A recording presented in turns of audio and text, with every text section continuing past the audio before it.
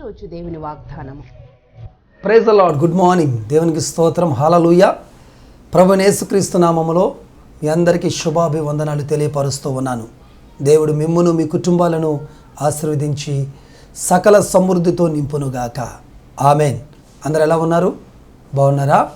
ప్రతి ఉదయం ప్రార్థన చేస్తున్నారా? వాక్యం చదువుతున్నారా? తప్పకుండా ప్రార్థన చేయండి. వాక్యాన్ని ప్రతిరోజు చదవండి. అదే మిమ్మలను నిత్యము కాపాడుతుంది. దేవునికి స్తోత్రం. హల్లెలూయా. ఈరోజు మన ప్రభువైన యేసయ్య మనందరికి ఇస్తున్న వాగ్దానము యిర్మీయా గ్రంథము 24వ అధ్యాయము 6వ వచనము. Jeremiah chapter 24 in verse 6. వారికి మేలు కలుగునట్లు నేను వారి మీద దృష్టి ఉంచుచు పడగొట్టక వారిని కట్టెదను, పెళ్ళగింపక వారిని నాటెదను. వాట్ ఏ వండర్ఫుల్, ఎంత అద్భుతమైన వాగ్దానం అండి ఇది. మన దేవుడు మన మీద దృష్టి ఉంచే దేవుడు. ఆమెన్. ఎందుకైనా మన మీద దృష్టి ఉంచుతున్నాడంటే మనకు మేలు చేయటానికి. ఆమెన్. హల్లెలూయా. ఈరోజు దాకా నీ మీద ఎవరు దృష్టి పడ్డదో నాకు తెలియదు, కానీ ఇదిగో దేవుడు దృష్టి నీ మీద పడబోతుంది. అయితే వన్ కండిషన్, ఆయన దృష్టి మన మీద పడాలి అంటే మన దృష్టి కూడా దేవుడి మీద పడాలి. చాలామంది చూడండి, ఈ లోకస్తులైన వ్యక్తుల మీద దృష్టి పెడతా ఉంటారు, తాత్కాలికమైనటువంటి మనుషుల మీద దృష్టి పెడతా ఉంటారు. ఇంతకీ నీ దృష్టి ఎవరి మీద ఉంది బిడ్డ? దేవుడి మీదే ఉందా? అందుకే పౌలు గారు రాస్తారు, పై ఉన్న వాటిని వెతకండి అని అన్నాడు. అంటే మనం ఎప్పుడు కూడా పై చూపు, అంటే దేవుడు తట్టు చూసేవారిగా మనం ఉండాలి. ఈరోజు దాకా నువ్వు దేవుడి మీద నువ్వు దృష్టి పెట్టక ఎన్నో మేలులు నువ్వు కోల్పోయినావు. అందుకే నా దేవుడు ఈరోజు నీతో నాతో ఏం చెప్పాలనుకుంటున్నాడంటే, నేను నీకు మేలు కలిగించాలనుకుంటున్నా, అందుకే నా దృష్టి నీ మీద ఉంచుతున్నాను. కాబట్టి మనందరము కూడా మన దేవుడైన యేసు మీద దృష్టి పెట్టుదుము గాక. ఏ అవసరతో వచ్చినా, ఏ సమస్య వచ్చినా సరే నువ్వు దేవుడి మీద దృష్టి పెట్టగలిగితే బిడ్డ, ఆయన దృష్టి నీ మీదకు వచ్చిందా, ఇక నీ జీవితంలో ఉన్న కీడులు తొలగిపోయి మేలులు జరుగుతాయి. మొదటిగా ఆయన దృష్టి మన మీదకు వస్తే మనకు మేలు కలుగుతుంది. ఇప్పుడు వరకు కీడులు నిన్ను తరుముతున్నాయా? ఏ పని చేసినా కీడే నీకు రిజల్ట్గా వస్తుందా? మేలులు అనుభవించలేకపోతున్నావా? నా దేవుడు చెబుతున్నాడు, బిడ్డలారా, ఇప్పుడు వరకు నువ్వు పొందని మేలులు నువ్వు పొందబోతున్నావు. రెండంతల మేలులు నువ్వు అనుభవించబోతున్నావు. గొప్ప మేలులు మీరు అనుభవించబోతున్నారు. ఎందుకో తెలుసా? నీ మీద దృష్టి పెట్టింది నరుడు కాదు, నరుణ్ణి పుట్టించిన సర్వశక్తి కలిగిన దేవుడు. కాబట్టి మీకు నాకు మనందరికీ మేలు కలుగును గాక. ఆమెన్. రెండవది, ఆయన మనల్ని పడగొట్టక కడతాడట. ఎప్పుడైతే ఆయన దృష్టి మన మీదకు వస్తాదో మనం పడగొట్టబడము. ఈరోజు నువ్వు పడిపోయి ఉన్నావా, లేక పడగొట్టబడి ఉన్నావా?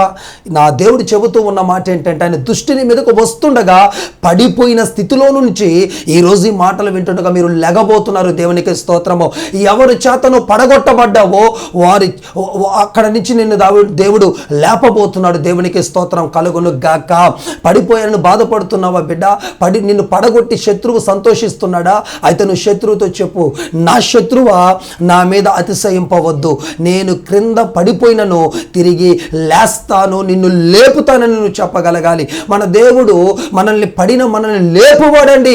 ఈరోజు దేవుని వాక్యముని ఎద్దుకు వస్తుండగా పడగొట్టబడి ఉన్నావా, నిన్ను దేవుడు లేపబోతున్నాడు. అంత మాత్రమే కాదండి, నిన్ను కట్టబోతున్నాడు. దేవునికి మహిమ కలుగునుగాక.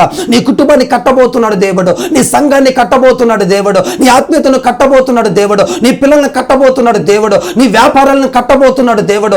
ఆయన కట్టగా ఎవ్వరు దాన్ని కోల్చలేరు. ఆమేన్. హల్లెలూయా.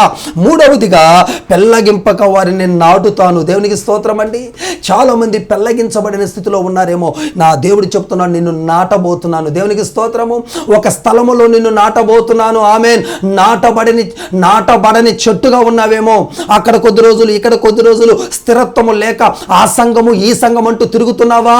నా దేవుడు నిన్ను హెచ్చరిస్తున్నాడు. ఈ రోజున నా ప్రభు చెబుతున్న మాట ఏంటో తెలుసా? అటు ఇటు తిరగకుండా నాటకుండా నా దేవుడు నిన్ను ఒక సంఘములో నాటబోతున్నాడు. ఆయన సన్నిధిలో నిన్ను నాటుకోబోతున్నాడు. తద్వారా నాటబడిన చెట్టు ఎప్పుడు ఎదుగుతూ పువ్వులు పూస్తూ కాయలు కాస్తూ ఉంటుంది. నువ్వు నాటబడిన చెట్టుగా మారుతుండగా ఇప్పుడు నుంచి నువ్వు ఫలములు కాసే చెట్టుగా, ఫలములు పొందే వ్యక్తిగా నువ్వు మారబోతున్నావని దేవుడు చెబుతూ ఉన్నాడు. అందుకొరకే నీ మీద దృష్టి పెడుతున్నాడు దేవుడు. ఆమేన్. ఆ దృష్టి వల్ల మొదటగా మనకు మేలు కలుగుతుంది. పడిపోయిన మనము మళ్ళీ కట్టబడతాము. పెళ్ళగించబడిన మనము తిరిగి నాటబడతాము. ఈ 3 కార్యములు ఈ మాటలు వింటున్న మనందరి జీవితములో నెరవేర్చబడును గాక. ఆయన దృష్టి మన మీదకు వస్తుంది కనుక మన దృష్టి యేసు మీద పెడదాము. అట్టి కృప త్రియేక దేవుడు మనందరికీ దయచేయును గాక. ఆమేన్. తండ్రి, కుమార, పరిశుద్ధాత్మ త్రియేక దేవ, నీ నామమును బట్టి వందనలు. ఎంత అద్భుతమైన మాట. మా మీద నీ దృష్టి పెడతానన్నావు. ఇప్పుడు వరకు ఏ దృష్టి చేత మేము ఎవరి దృష్టి ఎవరి దృష్టి కొరకు ఎదురు చూసామో, మా దృష్టి ఎవరి మీద పెట్టామో అవన్నీ కాక కంప్లీట్గా నీ మీద మా దృష్టి పెట్టే కృప మాకు దయచేసి దీవించమని అలాగే మేలును తండ్రి, కట్టబడే జీవితాన్ని, నాటబడే జీవితాన్ని మాకు దయచేసి ఈ వాగ్దానాన్ని మా అందరి జీవితంలో నెరవేర్చమని యేసుక్రీస్తు నామములో అడుగుతున్నాము తండ్రి. ఆమేన్. May God bless you all. Please like, share, subscribe for more videos.